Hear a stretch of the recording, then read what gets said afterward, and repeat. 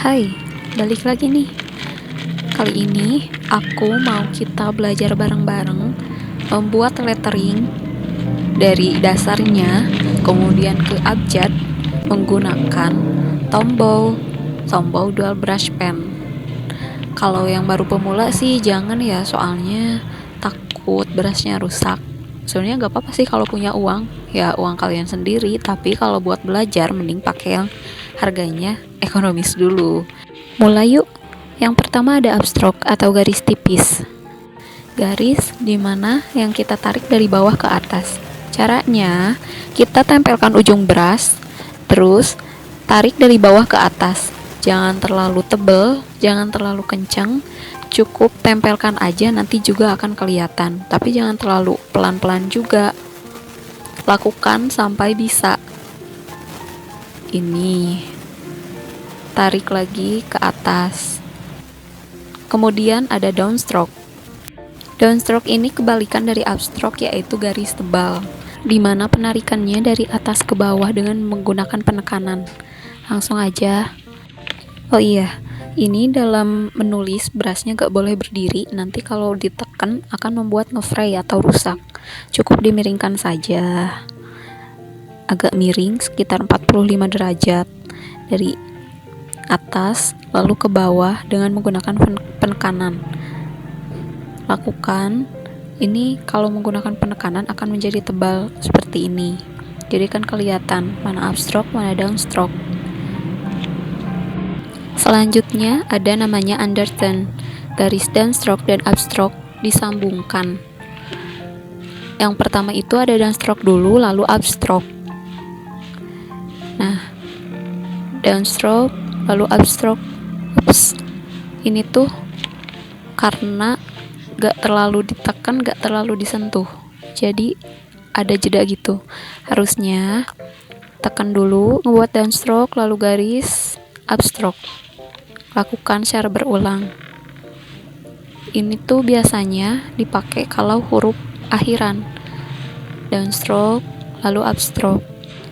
Jadi ini tuh downstroke dulu biasa ditekan. Nah, pas mau upstroke, brushnya agak diangkat, jadi biarin yang nempelnya itu yang ujungnya aja, jadi ngebuatnya tipis.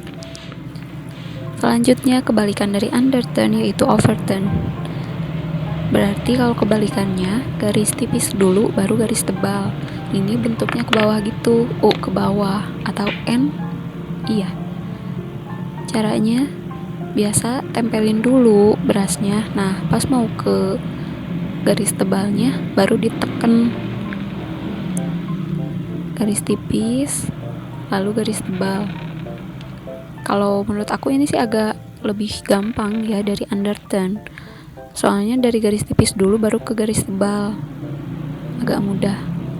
Lakukan lagi pokoknya sampai bisa.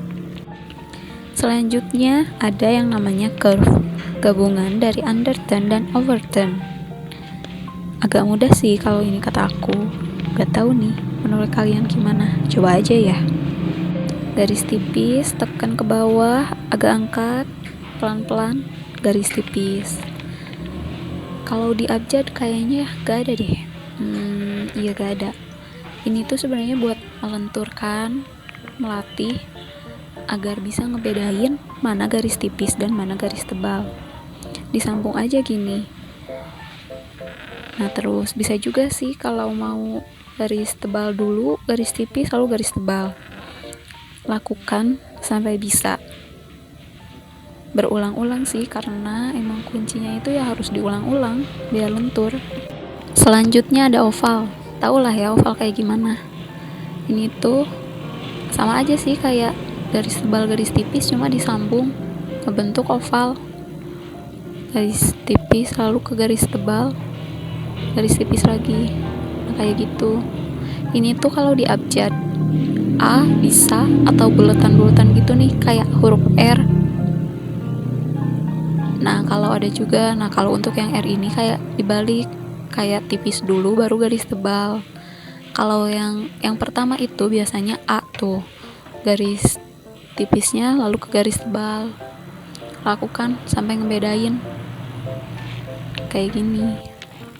Selanjutnya ada ascending loop, lingkaran naik. Jadi lingkarannya itu ada di atas, kemudian ditarik ke bawah menggunakan downstroke atau garis tebal. Caranya kita buat oval dulu, baru tarik ke bawah menggunakan downstroke. Ovalnya itu gak sesempurna oval ya, jadi cuma lengkungan gitu atau lingkaran, terus ditarik ke bawah menggunakan downstroke. Ini itu biasanya dalam bentuk L, H, dan lain sebagainya. Seperti biasa, ada kebalikannya juga nih dari ascending loop, yaitu descending loop atau lingkaran turun. Jadi lingkarannya itu ada di bawah, masih tetap menggunakan downstroke, cuma lingkarannya itu di bawah.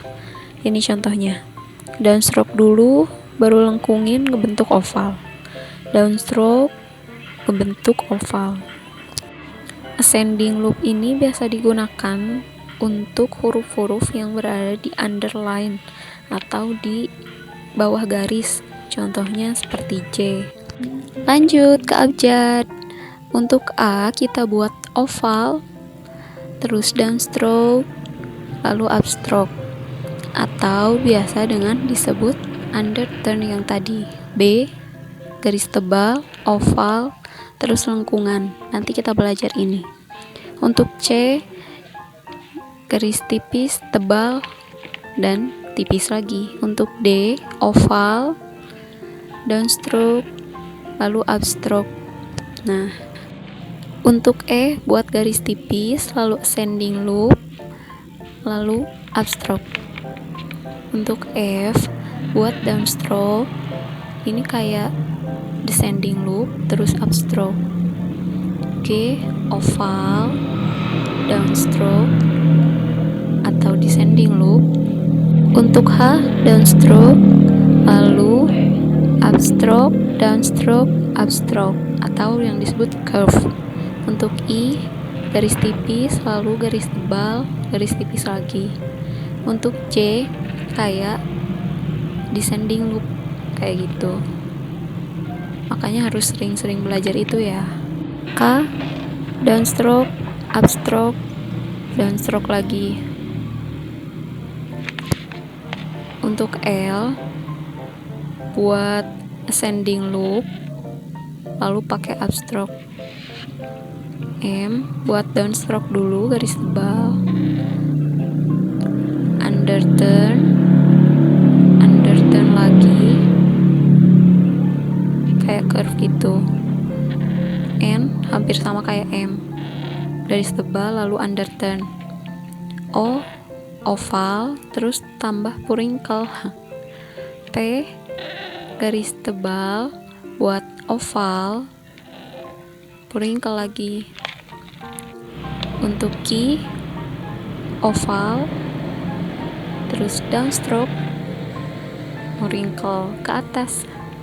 R garis tipis, garis tebal ke bawah, garis tipis lagi. S garis tipis terus yang ke bawahnya itu garis tebal. Untuk T kita bikin overturn lalu pakai garis tipis. U garis tebal, overturn terus overturn lagi. V garis tebal cuma miring terus tarik ke atas, wrinkle. W overturn lagi cuma agak bawah, wrinklein. Untuk X garis tebal miring terus garis tipis. Untuk Y bikin overturn, nah terus descending loop. Untuk Z garis tipis, tebal miring ke bawah, tipis lagi, terus ke bawahin. Dadah. Sering-sering latihan ya, nanti ketemu lagi di part selanjutnya.